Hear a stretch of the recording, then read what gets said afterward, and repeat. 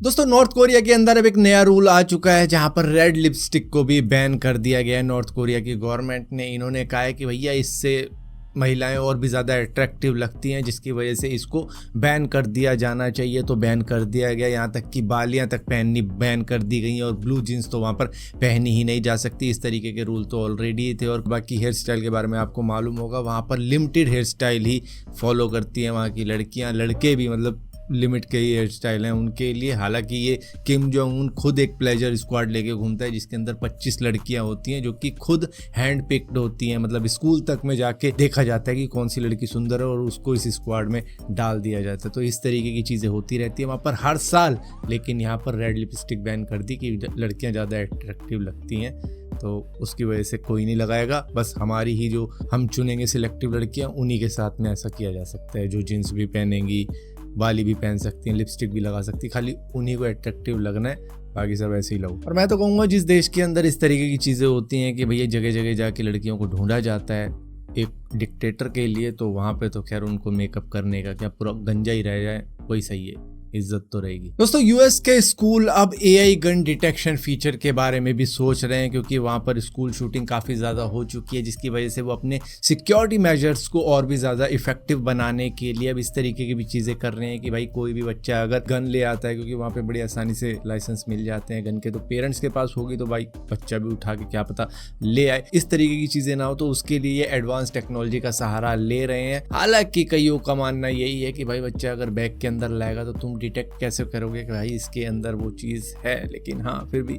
AI gun detection technology अगर use कर रहे हैं तो मे भी उसके अंदर स्कैनर वगैरह कुछ ना कुछ होगा जिससे कि वो स्कैन कर पाएंगे आर पार बॉडी की कि भाई क्या है क्या नहीं है, जिसकी वजह से फिर पता लग पाएगा कि हाँ भाई ये गन लेके आए, इसकी आज पिटाई नहीं करनी। विद्यार्थियों ने तो देश की हालत चौपट कर दी है। दोस्तों मारियो गेम तो आप सभी ने खेली होगी। पहले जो कैसेट्स की गेम आती थी टीवी में लगा के खेला करते थे रिमोट कंट्रोल से। हालांकि उसके कई सारे और वर्जन्स हैं, जिसमें से एक है सुपर मारियो 64, जिसको पूरे 28 साल बाद किसी ने क्रैक किया। क्रैक माने कि उसका एक मिस्टीरियस डोर है जो कि आज तक किसी को पता ही नहीं था कि ये कैसे अनलॉक होगा या नहीं होगा। हैक के जरिए तो शायद कोई भी कर लेता था, लेकिन किसी बंदे ने बिना हैक के उस गेट को ओपन करके दिखा दिया और इसमें पूरे 28 साल लगे हैं। मतलब हर चीज़ गलती से होती है, अचानक से होती है।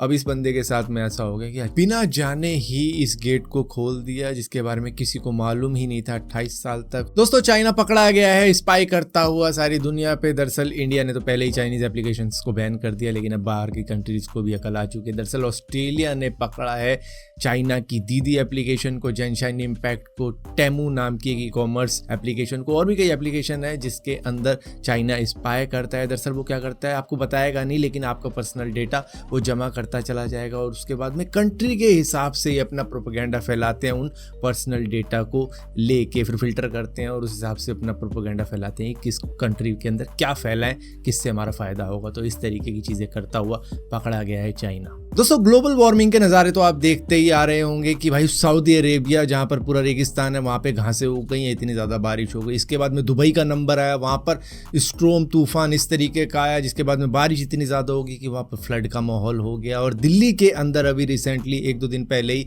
इतना तेज़ तूफान आया था कि भाई लोगों की छतों पर दूसरों की टंकियों के ढक्कन उड़ के आ रहे थे, किसी के कपड़े उड़ के आ रहे थे। मतलब इस तरीके का माहौल था कि कई जगह पर पेड़ भी गिरे हुए देखे थे। और मुंबई के अंदर अब जो तूफान आया भाई उसने सारी लिमिट क्रॉस कर दी है, क्योंकि बड़े बड़े बिल बोर्ड जो कि मतलब लगे हुए इधर उधर वो भी गिर गए। उतनी तेज वहां पर हवाएं चली है। एक पेट्रोल पंप के ऊपर बहुत बड़ा, जो आप सोच नहीं सकते कि भाई इतना मजबूत बिल बोर्ड भी गिर सकता है, वो तक हवा ने घेर दिया। इसके बाद में कंस्ट्रक्शन साइट की जो भी वो बल्लियां वल्लियां लगाते रहते हैं वो भी हवा ने घेर दिया। मतलब अब तो खैर बारिश वहां पर शुरू हो चुकी है, जिसकी वजह से शायद इतना ज़्यादा तूफान नहीं होगा। लेकिन ये डस्ट स्टॉर्म कुछ इस तरीके से इधर उधर जा रहा है कि किसी को कोई आइडिया ही नहीं है कि अब कौन सी सिटी का नंबर लगाने वाला है ये डस्ट स्टॉर्म, क्योंकि जहां पर भी आता है कुछ ना कुछ बवाल करके ही जा रहा है। दोस्तों फूड ब्लॉगर्स ने इस वक्त में देश का बेड़ा गर्क कर दिया। ना जाने उन्हें क्या क्या दिखाकर, कोई चाय बना रहा है फ्रूट्स की जिसके अंदर केला, पपीता, चीकू, आम, पता नहीं क्या क्या डाल रहा है। कोई मैगी बना रहा है आम से, कोई गुलाब जामुन वाले समोसे बना रहा है, कोई कोका कोला वाली मैगी बना रहा है, और ना जाने क्या क्या बना रहे हैं। कोई कह रहा है कि मैं गोलगप्पे ऐसे खिला दूंगा लोगों को कि उनका शुगर कंट्रोल हो जाएगा। मैं शुगर रोकना चाहता हूँ पूरे भारत में, मतलब इतनी मिर्ची मिला रहा है गोलगप्पे के पानी में कि उससे शुगर कंट्रोल करवा देगा। कह रहे इलाज यही है, मतलब इस तरीके की चीज़ें देखने को मिल रही है। अब यहाँ पर चंडीगढ़ का एक ढाबा जो कि बबलू नाम का एक ढाबा है भाई, वो रडार में आ चुका है क्योंकि उस बंदे से किसी फूड ब्लॉगर ने डीजल के पराठे बनवा लिए। अब मुझे नहीं लगता वो खुद से बनाता होगा, लेकिन आए जहाँ भी फूड ब्लॉगर पहुँच जाते होंगे कहते हैं भाई कुछ अलग बनाओ, कुछ अतरंगी सा बनाओ जिससे कि हम अलग हटके लगे और लोग बाग आए। तो जिसकी वजह से भाई उसने दिखा दिया होगा डीजल का पराठा बना के, जिसके बाद में बवाल क्रिएट हो चुका है। Food regulatory authority, FDA, food inspector, ना जाने कौन कौन उसके पास जा रहा है कि भाई ये कर क्या रहा है, तू पराठा बना रहा है डीजल के साथ में और डीजल इतना ज़्यादा भर दिया, जिसके बाद में वैसे तो दिखाते हैं खा के कि भाई क्या लग रहा है। वाह, इस बार नहीं किया बंदे ने, इस बार खाली उसी के हाथ में रखा हुआ, उसने तो अपनी शक्ल भी नहीं दिखाई फूड ब्लॉगर ने।